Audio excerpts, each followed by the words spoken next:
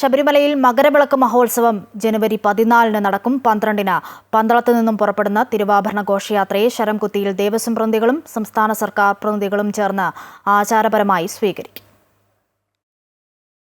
തന്ത്രിയും മേൽശാന്തിയും ചേർന്ന് തിരുവാഭരണം ഏറ്റുവാങ്ങി അയ്യപ്പസ്വാമിക്ക് ചാർത്തി മഹാദീപാരാധന നടത്തുന്നതോടെ പൊന്നമ്പലമേട്ടിൽ മകരവിളക്ക് തെളിയും. ജനുവരി 14 രാവിലെ 8:45 മകരസംക്രമ പൂജ.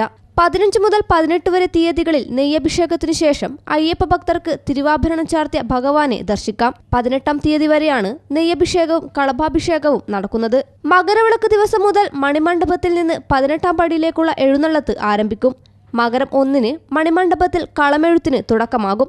മകരം 1 മുതൽ 5 വരെ അയ്യപ്പസ്വാമിയുടെ 5 ഭാവങ്ങളാണ് കളത്തിൽ വരയ്ക്കുന്നത്. പന്തളം കൊട്ടാരത്തിൽ നിന്ന് എത്തിക്കുന്ന പഞ്ചവർണ്ണപ്പൊടി ഉപയോഗിച്ചാണ് കളമെഴുതുന്നത്. 14 മുതൽ 17 വരെ 18-ാം പടി വരെയും 18-ന് ശരംകുത്തിയിലേക്കുമാണ് എഴുന്നള്ളത്ത്. ജനുവരി 20-ന് നട അടയ്ക്കും. തിരുവാഭരണ ഘോഷയാത്രയെ അനുഗമിച്ചെത്തുന്ന പന്തളരാജ പ്രതിനിധിക്ക് മാത്രമാകും ജനുവരി 20-ന് ദർശനം സാധ്യമാകുക. ദർശനം പൂർത്തിയാക്കി പന്തളം രാജ പ്രതിനിധി പടിയിറങ്ങി ശബരിമല ചെലവുകൾക്കുള്ള പണക്കിഴിയും താക്കോൽ കൂട്ടവും ശബരിമല അഡ്മിനിസ്ട്രേറ്റീവ് ഓഫീസർക്ക് കൈമാറി തിരുവാഭരണത്തിനൊപ്പം പന്തളത്തേക്ക് തിരിക്കുന്നതോടെ മകരവിളക്ക് മഹോത്സവത്തിന് സമാപ്തിയാകും. അമൃത ന്യൂസ്, സന്നിധാനം.